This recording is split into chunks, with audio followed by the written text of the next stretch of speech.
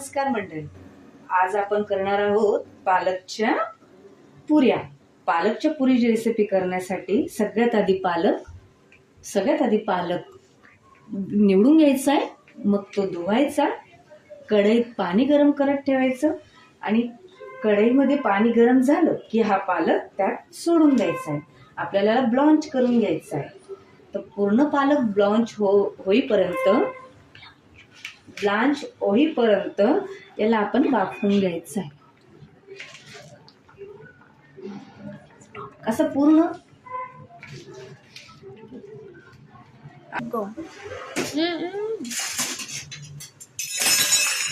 पालक असा पूर्ण हे झाला की आपण त्याला थंड पाण्यामध्ये धुवून घ्यायचा आहे. थंड पाण्यात धुतल्यानंतर त्याचा जो ग्रीनपणा असतो तो आपल्याला छान मिळतो.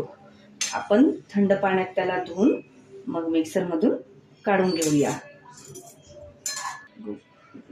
आपण पालक मिक्सरमध्ये ब्लेंड करून घेणार आहोत, ग्राइंड करून घेणार आहोत. त्यासाठी पहिल्यांदा पालक घेऊन घ्यायचा.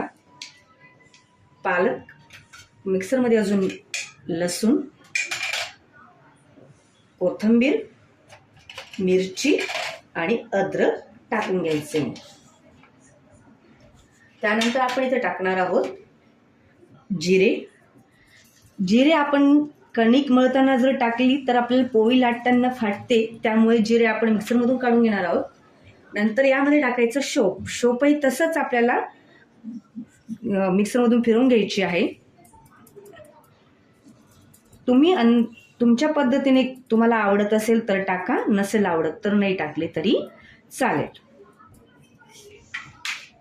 आपण आता हे मिक्सरमधून फिरवून घेऊया.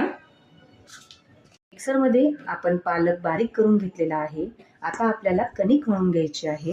त्यासाठी मी इथे 2 वाट्या गहूचं पीठ, 1 वाटी डाळीचं पीठ, अर्धी वाटी रवा, यामध्ये आपण थोडी तीळ टाकणार आहोत.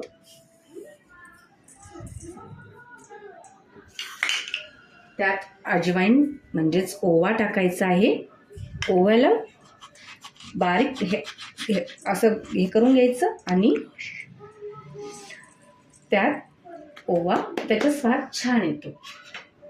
नंतर धनिया पावडर आपण याच्यात टाकून घ्यायची आणि 2 चमचे दहीने पालकपुरीचा स्वाद छान येतो.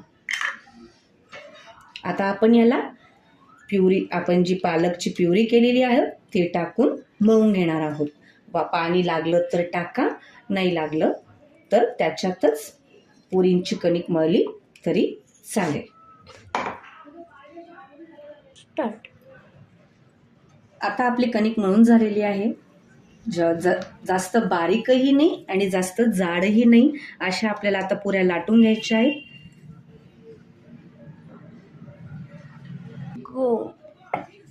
स्वादानुसार मीठ टाकून, थोडंसं तेल टाकून मी कणिक मळून घेतलेली आहे. जसं आपल्याला जाड बारीक लागत असेल, जास्त बारीकही नाही आणि जास्त जाडही नाही, अशा गोल पुऱ्या आपण लाटून घेणार आहोत.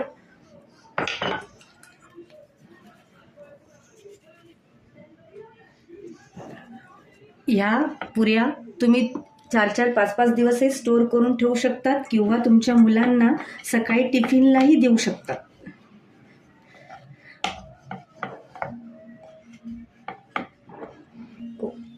पुरी लाटताना मी एका साईडला तेल गरम करत ठेवून दिलेले होते. आता आपण ह्या पुऱ्या छान तळून घेणार आहोत. तेल तापलंय आपल्याला, पुरी छान चौबाजूने तळून घ्यायची.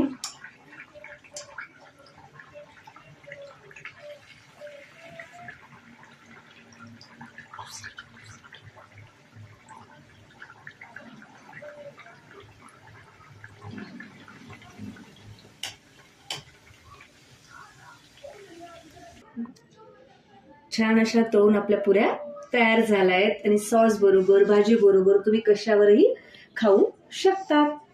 धन्यवाद. Thank you. Like, share and subscribe.